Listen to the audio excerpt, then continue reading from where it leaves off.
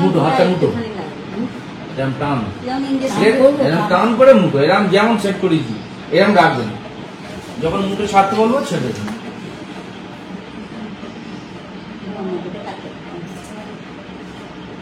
মা এমনি খুব ভয় খায় এদিকে দেখবেন না, ভয় খেয়ে লাগবে না, এটা আপনাকে গ্যারান্টি দিতে পারি। মুঠো ছেড়ে দিন।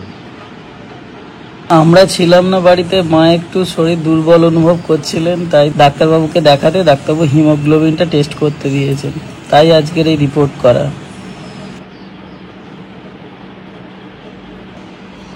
লাগলো খুব? ওই তো বলুন ফিমে কোনো মতো লাগবে। এখন বসে উঠতে হবে না, মাথা কথা ঘুরতে পারে। বর্ণিতার ওখানে রক্ত দেওয়ার পর একটু মাথা ঘুরেছিল।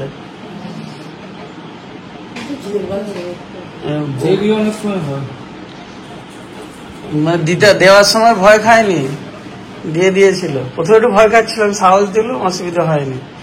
বাচ্চাগুলো চেঁচাচ্ছে তো খুব, দেখে ওর মনে হচ্ছে, তারপর ওকে একটু সাহস দিল, হয় না ঠিক আছে রক্ত দিয়ে। ওখানে না এরকম দুটো, মানে ওই দুটো যে সিরিঞ্জ একদম ভর্তি করে নিয়েছিল। তারপরে বেরিয়ে বলছে বাবা মাথাটা মনে হচ্ছে একটু ঘুরছে জানো। আমি ওকে নিয়ে বসে বললাম এক জায়গায়, 10 মিনিট বসে একটু জুস খেলো কিনে। না না, অপারেশনের আগে, অপারেশন করে না, তারপর আবার ঠিক হয়ে গেল।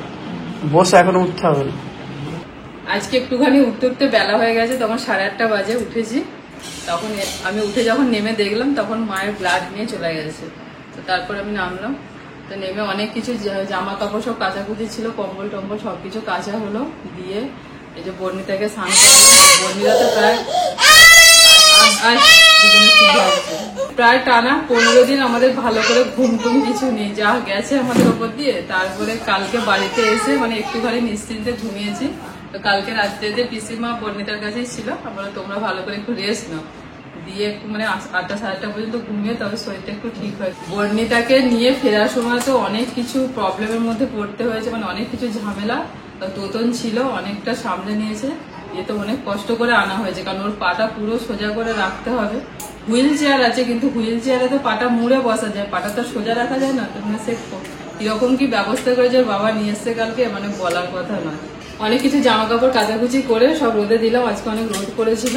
চেষ্টা করলাম বেশিরভাগ কেচে নিয়ে, শুধু দুটো ট্রলি ব্যাগ রয়েছে, ট্রলি ব্যাগ দুটো একটু কালকে পরিষ্কার করে নিলে মোটামুটি সব কমপ্লিট হয়ে যাবে। আর ওখানে বেশিরভাগ জিনিস আমি একটু কেচেই নিয়েছিলাম, মানে রোজে রোজ কেচে নিতাম, যেগুলো করা হতো না সেগুলো আলাদা একটা ট্রলি ব্যাগে করে নিয়েছিলাম, যাতে বাড়িতে এসে না কাচতে হয়।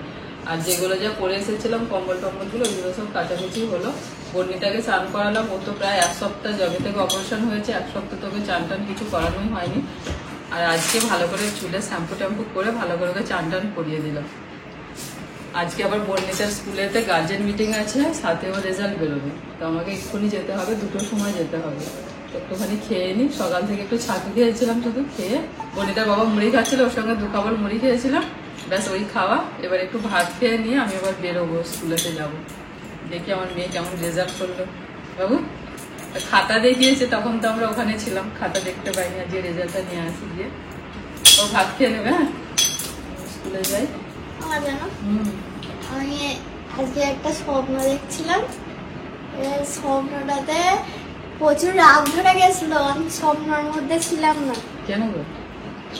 এবার ওই তো স্কুল আমি দেখছি সব ঠিক হয়ে গেছে, পাপা স্কুলে গেছি, সেই দিনেতে টিফিন টাইমেতে ওপরে গেছি, দিয়ে 7A সেকশনে একটা দিদির গলা পাচ্ছি, দেখছি মাইকেল জ্যাকসনের একটা গান করছে। আমার এবার সেই মাথা ফাথা গরম হয়ে যাচ্ছে যে ও গানটা করছে কেন। তারপর ওকে দেখতে পাইনি, আমি বাইরে থেকেই একজনকে ডাকলাম, ও এবার এলো, এসে আমি ওকে বললাম যে কে গান করছে আমার সামনে নিয়ে এসে। ও আনলো, এই দিদিটাকে বললো একজন ডাকছে বাইরে, একবার চল। এলো, এসে তারপর আমি বলছি তুমি গানটা করছো কেন, কোথা থেকে জানলে, কার গান চেনো, দিয়ে অনেক কিছু জিজ্ঞাসা করেছে। তারপর ও বলছে হ্যাঁ মাইকেল জ্যাকসনের গান তো এটা, কেন, আমার ভাল লাগছে, আমার মনে হলো আমি গানটা করছি। চেঁচিয়ে চেঁচিয়ে জোরে জোরে গান করছে। তারপর রাগ ধরে গেছে ওকে যে ও গানটা করবে কেন, আমার একার অধিকার, আমি গান করবো। ও জানে না কিছু, খালি গান করছে। মাইকেল জ্যাকসন কিনে স্বপ্ন দেখছি। তারপরে পিসি দিদা এলো, পায়ে ঘাস পাতা জড়াচ্ছে যে ঘুম ভাঙবে। স্বপ্নটা আরো কিছুক্ষণ যেত, মানে প্রতিটা স্বপ্ন পিসি দিদা এসেই জল দিল। পিসি দিদা এসে ডেকে দেয় যখন পড়া থাকে, এ মানা পড়া আছে তো উঠবি না, তখন স্বপ্ন দেখছি। তাহলে মাইকেল জ্যাকসনের কোন গানটা ছিল? ওই তো এই সকালবেলা তুই ঘুম থেকে আমি যখন নেমে এলাম, ওটাই উঠেই তো গাইছিলিস একটা গান জোরে জোরে। ওটাই গাইছিল, জোর গাইছি। বস, আমাকে যেতে হবে তো, টাইম হয়ে গেছে, খেয়ে নিয়ে দিতে। শুরু হয়ে গেছে 2 ঘন্টা, ওটা গাইছে আর এটা ডান্স করছি। দিদির সাথে সাথে বুবলু আবার মাইকেল জ্যাকসনের ভক্ত হয়ে গেছে। বিশেষ করে ভেলোরেতে গিয়ে, জানেন আগে করতো না, ভেলোরেতে গিয়ে দিদির সাথে থেকে থেকে আবার ওইগুলো ওখান করে নাচটা দিচ্ছি। দেখুন বাইরে বেরিয়ে চলে এসছি, খুঁজছি। বুবলুর ভয়ে এখানে তো দাঁড়িয়ে আছে। তুমি ভিতরে স্টার্ট দেবে না, আস্তে আস্তে ঠেলে বাড়িয়ে নিয়ে এসে স্টার্ট দেবে। শুনতে পেলেই এখন দৌড়াতে পিসিমা নিয়ে ঘরের দিকে গেছে। এক্ষুনি ধরে যাবে, বলবে যাবো। যাও দেখে এসো স্টার্ট হয়েছে কি। বর্ণিতাদের স্কুলে কৃষ্ণাকে নামিয়ে দিয়েছে, আমি একটুখানি ঘুরতে এলাম 5টাতে, জাস্ট একটু আগেই স্কুলটা, আমি একটু সামনের দিকে চলে এলাম।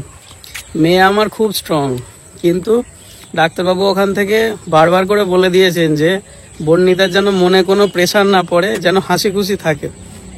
আমিও সেইভাবে এসেই সবাইকে বলেছি।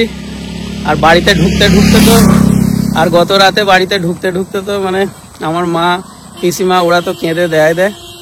যা হোক করে সবাইকে সামলে একটা ঘরে বসিয়ে ভালো করে বোঝালাম যে দেখো এই ব্যাপার, তোমরা কিন্তু কোনোভাবেই মন খারাপ করবে না, তোমাদেরকে দেখে ও কিন্তু মানসিকভাবে ভেঙে পড়বে বর্ণিতা। সেই জন্যে যাই হোক বুঝেছে, আজকে থেকে পরিবেশটা অন্যরকম বাড়ির। আর ডাক্তারবাবু আমাদেরকে বারবার করে বলেছেন যে তোমরা একদম ভয় পাবে না, যেভাবে অপারেশন হয়েছে 100% ঠিক হয়ে যাবে। ধানগুলো এত সুন্দর হয়েছে, ঠিক এই ধান জমির ওপাশটাতেই হচ্ছে আমাদের যে ছোট্ট খালটা গেছে, নদী বলি আমরা ছোটবেলা থেকে, কানা নদী। আর এইখানটা হচ্ছে পটল ক্ষেত, সবুজ হয়ে আছে পুরোটা। হয়েছে মাঝে মাঝে ফোনগুলো কি হচ্ছে, তোমাকে ফোনে পাচ্ছি না, কখন দাঁড়িয়ে শুধু একবার ফোনটা ঢুকলো, দিয়ে তো ধরতে গেলাম, ধরলাম 2 সেকেন্ড হলো, কেটে গেল। আমি করছি, তোমাকে ব্যস্ত দেখাচ্ছে। আমি তো পাচ্ছি না, আবার তোমার ফোনটা আবার দেখতে হবে, সে ওখানেও তোমার ওরকম হচ্ছিল। পাটা আবার লাগছে, ভাবছিলাম হেঁটেই চলে যাবো, দাঁড়িয়ে আছি, হেঁটে হেঁটে যেতে হবে। রেজাল্টে তো এবারে বাড়িতে নিয়ে যাওয়া নয়, ওখানে সই করে জমা দিতে হবে। দেখে আমি দেখে সই করে জমা দিয়ে দিয়েছি। কেমন হয়েছে রেজাল্ট? রেজাল্ট ভালোই করেছে। ম্যাম বললেন যে বর্ণিতা তো ভালো পড়াশোনা করে, রেজাল্টও ভালোই করেছে। তারপর বললাম ব্যাপার সবকিছু দিয়ে, হেড ম্যাম বললেন যে ওই ডিসচার্জ সার্টিফিকেটটা দিয়ে আর একটা অ্যাপ্লিকেশন লিখে আমাকে জমা দেবে। বলে অসুবিধা নেই, সামনে তো পুজো চলে আসছে, এমনি পুজোর ছুটি পড়ে যাবে, আর ঠিক আছে অসুবিধা নেই, তবে পরীক্ষাটা যেন দিতে আসে। আমি হ্যাঁ পরীক্ষা দিতে আসতে পারবো, 3rd টার্মের যে পরীক্ষাটা, ওটাও জিজ্ঞাসা করে নিলাম। ওটা মোটামুটি তোমার নভেম্বরের শেষের দিকে, ডিসেম্বরের প্রথমে এরকম শুরু হবে। হ্যাঁ তাহলে তো হয়ে যাবে। আমি বললাম যে আমাদের তো আবার যেতে হবে 2 মাস পরে।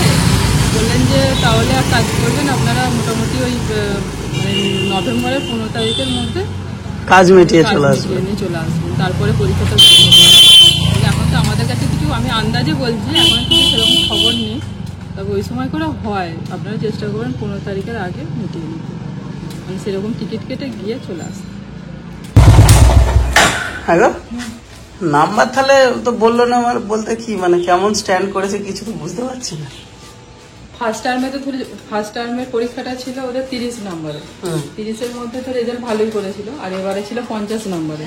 50-এর মধ্যে রেজাল্ট ভালোই করেছে। তো ম্যাম বললেন যে এখন তো 1st, 2nd, 3rd তো সেই ফাইনাল পরীক্ষা হওয়ার পর টোটালটা করে দেখে তারপর হবে। এখন মোটামুটি বললো রেজাল্ট ভালোই আছে, ওই 1 থেকে 5 মিনিটের মধ্যেই আছে। 1 থেকে 5 মধ্যে যেমন থাকে আর কি, সেরকম আছে। বাড়িতেই ওকে পড়াশোনা করতে বলবেন, আর সুবিধা অসুবিধা হলে স্কুলেতে আপনারা জানাবেন, আমরা হেল্প করবো। ঠিক আছে, অসুবিধা কিছু নেই। তারপরে তো হোয়াটসঅ্যাপে তো বলো, গ্রুপে তো আছেন, সবকিছু তো আমরা জানাই, যখন যখন যা হয় সেখান থেকে তো জানতে পারবো। ঠিক আছে, আর স্যারকে তাহলে একবার বলবে বাড়িতে আসে, ডাকবো স্যারকে, দেখা করতে বাড়িতে হবে, আসার বসে জন্য। কথা বলতে হবে। কারণ ও তো আর যেতে পারবে না, 2 মাস বাড়িতে পড়াটা আসার জন্য বলে দেবে। ঠিক আছে। স্যারকে আজকেই তাহলে স্যারকে আবার ফোন করবো, হুম। কারণ আমার অনেকদিন গ্যাপ হয়ে গেছে পড়াশোনা, একটু বাড়িতে বসে বসে এবার একটু তো পড়াশোনা করতে হবে। মাঝে মাঝে প্রায় 15 দিন মতো হয়ে গেল, আর অনেকদিন দেখবে একটুখানি দূরে থাকলে না আবার একটুখানি ডিটাচ হয়ে যায়, মানে আর সেই এটা আগ্রহটা কমে যায়, পড়াশোনা কমে যায়। আমি ডাক্তার দেখাবো, একদিন চেষ্টা করেছিলাম দেখানো, তারপর তো সে ডেট পাইনি। আর আমি ডাক্তার দেখাবো যে মেয়েকে ডাক্তার দেখাতে দেখাতেই ভালো হয় সত্যি ধরে না, পা পুরো শুকিয়ে গেছে, পা শুকিয়ে গেছে, হাফ প্যান্ট পরেই ঘুরছি, দুটো হাফ প্যান্ট পরে, কাঁধের ব্যথা, পায়ের ব্যথা গিয়ে ভালো হয়ে গেল। হাতের ব্যথাটা আছে সেই আগে কাছে, মানে হাতেরটা আছে, এবার এটা কিভাবে আমাকে সব সময় কথা খারাপ, মাঝে মাঝে জল আসতো, না একদম না। আর তখনই ফোন করছি, বলছে ওরা ব্যস্ত আছে, ব্যস্ত, যখনই বলছে ব্যস্ত আছে তখন একদম নয়। কালকে বলছিলাম না, কালকে তোমাদেরকে বলছিলাম না, ডাক্তার বলেছে, বুঝলে দিদি, ডাক্তার বলেছে যে কোনোভাবেই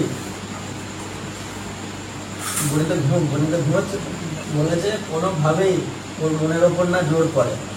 তো বাচ্চা এমনিতেও বিরাট সাহসী, মানে ওর যেন এটা না মনে হয় যে আমার রোগ হয়েছে, আমার একটা রোগ হয়েছে, আমার সারতে দেরি হচ্ছে, আমার এমনিতে দেখো কষ্টকর, চুপচাপ করে একই জায়গায় বসে থাকা, ছটফটে বাচ্চা, আমাদেরকেই যদি রেখে দেওয়া হয় কি অবস্থা বলো দেখি, একটা বিছানার মধ্যে সবসময় বসে, যতই তাকে তুমি খাবার দাও যাই দাও, একদম ওর সামনে একদম মন খারাপ করবে না। কোথাও কিছু হয়নি। হ্যাঁ সত্যি করে ডাক্তার বলেছে তোমরা একদমই, মানে আমাদেরকেও বলেছে, সুবিধাকেও বলেছে যে তোমরা কোনোভাবেই এটা ভাববে না যে অপারেশন বড়, ঠিক আছে, কিন্তু 100% ঠিক হয়ে যাবে। আমরা বলছে যারা এখানে আসে আপনারা খবর পেয়ে যাবেন সবার থেকে, মানে খুব খুব খুব নাম করা এই ভারতের মধ্যে, বলতে পারো যে 1, 2, 3 ভেতরে ওই সিএমসি হসপিটাল, যে ডাক্তার অপারেশন করেছে না, সে হচ্ছে মানে ওই হসপিটালের কেন, সারা ভারতের কয়েকটা ডাক্তারের মধ্যে একজন, এরকম তিনজন করে হাসি খুশি তো রাখবে, আনন্দে নিজেরাও থাকবে, দেখে কষ্ট পাবে না যে বসে আছে, আসবে কিছুদিনের পরই আস্তে আস্তে আস্তে আস্তে ভালো হয়ে যাবে। তারপরে ওরা সব ভালো থাকবি, আমাদের ভালো, আমরা ভালো। তো বাবাও কত চিন্তা করছে, আমি বাবা তো কন্টিনিউ ফোন করছে, তোমরা জানোই না, জানি না তো, বাবাটা এসে বলছে দোকান থেকে সকাল ভিতর ফোন করছিল বাচ্চা, কত ভেঙে পড়েছে, ওই মানুষটাকে দেখে বোঝা যায় না, ওপরে মনে হয় শক্ত, আর ভেতরে অতদিন নরম, আমি বুঝতেই পারি না। ফোন করি বলছে তোরা ব্যস্ত নেই তো, না এমনি বললো বাবা তুমি বলো না কি হয়েছে, ব্যস্ত থাকলে ফোন করছে, তা বাবাকে ইয়ে করছে, বাবাকে বলছে আমাকে ফোন করেছিল, আমি ফোন করেছি। অনেকদিন পর কৃষ্ণা ভালো করে দুধ দিয়ে কফি করেছে, বসে বসে খাচ্ছি, শেষের দিকে চলে এলো। চা খাইনি, চা খাওয়াই হয়নি।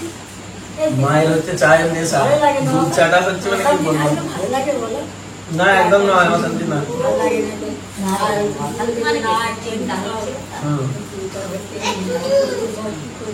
এবারে যেদিন থেকে গেছে সেই বেরোচ্ছে যখন গাড়িটা ছেড়ে যাচ্ছে, সেই যেন আমার খারাপ হয়ে গেল। আচ্ছা আচ্ছা কিছু সুযোগ বলছি, কিছু রকম হলে বুঝতে পারিনি,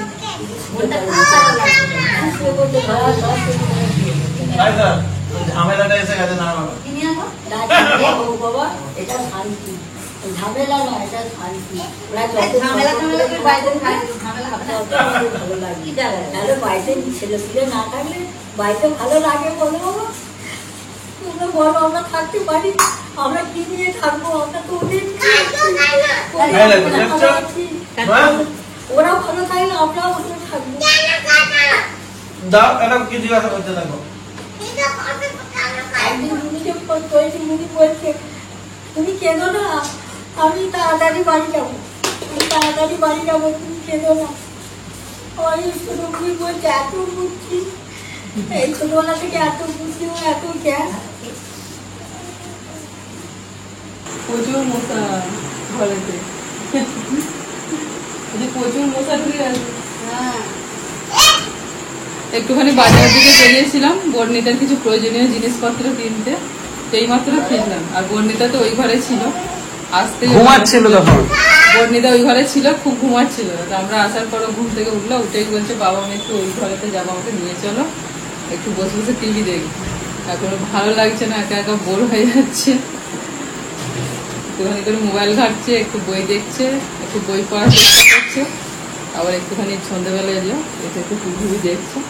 তো এখন প্রায় বেজে গেছে 9:15। কদিন ধরে মেয়েটারও ভালো ঘুম হয়নি, তো কালকে রাত্রে একটু ঘুমিয়েছে, আবার এই বিকেলে একটুখানি ঘুমিয়ে পড়েছিল। তো আজকে ভিডিওটা এখানেই শেষ করছি। সকলে ভালো থাকবেন, সুস্থ থাকবেন। আবারও পরের ব্লগেতে আপনাদের সঙ্গে দেখা হচ্ছে। আর বর্ণিতা কেমন কি থাকছে না থাকছে, কতটা কি ও সুস্থ হচ্ছে, সবটাই আপনাদেরকে প্রতিটা ব্লগেতে জানাতে থাকবো। তো আজকে ভিডিওটা এখানে শেষ করছি। সবাই ভালো থাকবেন। টাটা।